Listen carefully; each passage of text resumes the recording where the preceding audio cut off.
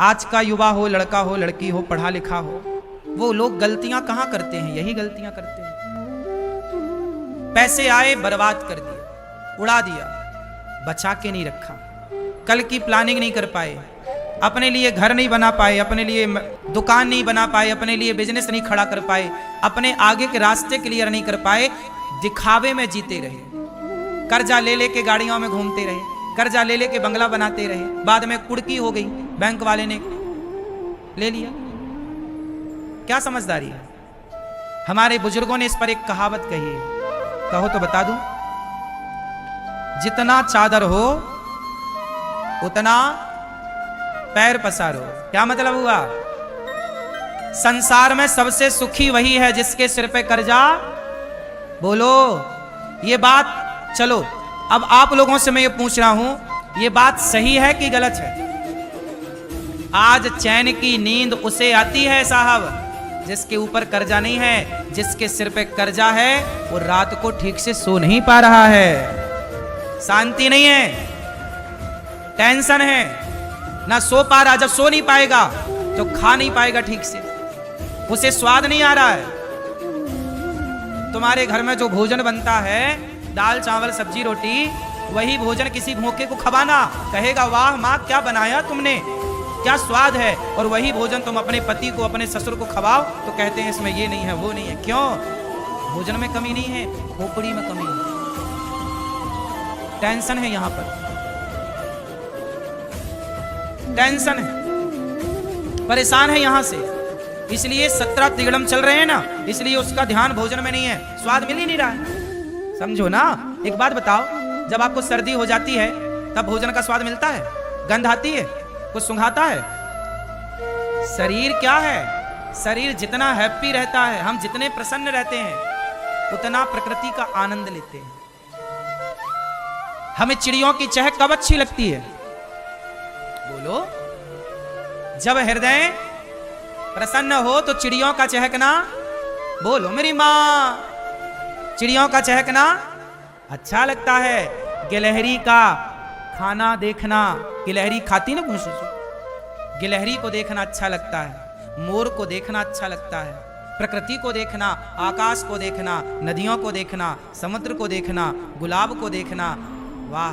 सबको जो ईश्वर ने बनाया उस प्रकृति को देखना भी एक आनंद है। लेकिन आप लोग अब ये आनंद से बड़े दूर हो चले हैं। अब कहां कोई चिड़िया की चहक सुन करके खुश हो रहा है?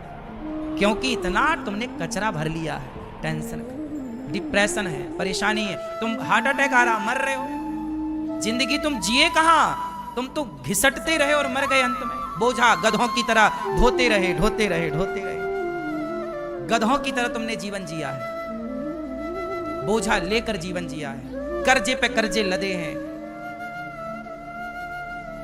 जरूरतें कम करो, आमदनी बढ़े और जरूरतें कम हो, फिर सुखी हैं आप। राम इतना दीजिए जामे कुटुंब समाए, मैं भी भूखा ना रहूं साधु ना भूखा। अच्छा मुझे आप लोग बताओ, मैं आप लोगों से एक सलाह ले रहा हूं, बताओ कर्जा लेकर मैं दिखावा करूं कि मैं इतना बड़ा आदमी हूं, ये हूं, इससे क्या होगा? ये समझदारी है कि बेवकूफी है? और मैं आपको दिखा के पाऊंगा क्या? क्या मिल जाएगा? आप तो हा हा कह के चले जाओगे, झेलना मुझे है। समझदार लोग दिखावे में नहीं जीते। अनिरुद्धाचार्य कभी दिखावे की जिंदगी में रहा नहीं। हमें जमीन में सोना पड़ा, हम जमीन में सो गए, बिस्तर मिला तो बिस्तर पलंग में सो गए, नमक रोटी मिली तो नमक रोटी खा लिया। बचपन में मैं भीख मांगता था अपने गांव में घर घर जाके, हम प्रोफेशनल भिखारी हैं, बचपन से भीख मांगी है। घर में जा जाके लोगों के गांव में जाके आटा मांगते थे, लोग आटा देते थे, दाल देते, सूपा में सीधा लगा कर देते थे। सीधा समझते हो? तो बचपन से भीख मांग रहे हैं और भिक्षा मांग करके आज 290 वृद्ध माओं की सेवा हो रही है, 150 बच्चे गुरुकुल में पढ़ रहे हैं और हजारों भक्तों को भोजन और 400 गाय और 125 नंदी, ये तमाम सेवाएं चल रही हैं। हमें भीख भी जब हमारी औकात से ज्यादा मिलने लग गई तो हमने उस भीख को भी समाज में बांटना शुरू कर दिया। क्यों? हमें भिक्षा भी जब हमारी औकात से ज्यादा मिलने लग गई तो हमने भिक्षा भी समाज में बांटना। बताओ, आज गौरी गोपाल में जो भरपेट सबको भोजन मिल रहा है, ये मेरी भिक्षा मांगने का ही तो परिणाम है। आपसे ली गई भिक्षा आपको ही तो समर्पित की जा रही है। तेरा तुझको अर्पण क्या लागे मेरा।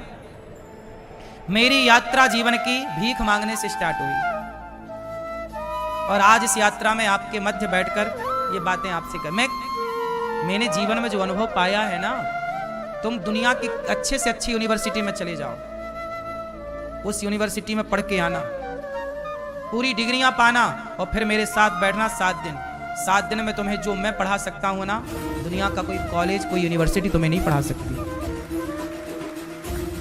तुम अपने बच्चों को एक बार लाओ तो मेरे पास। समस्या यह है कि तुमने बच्चों को सत्संग से वंचित कर दिया।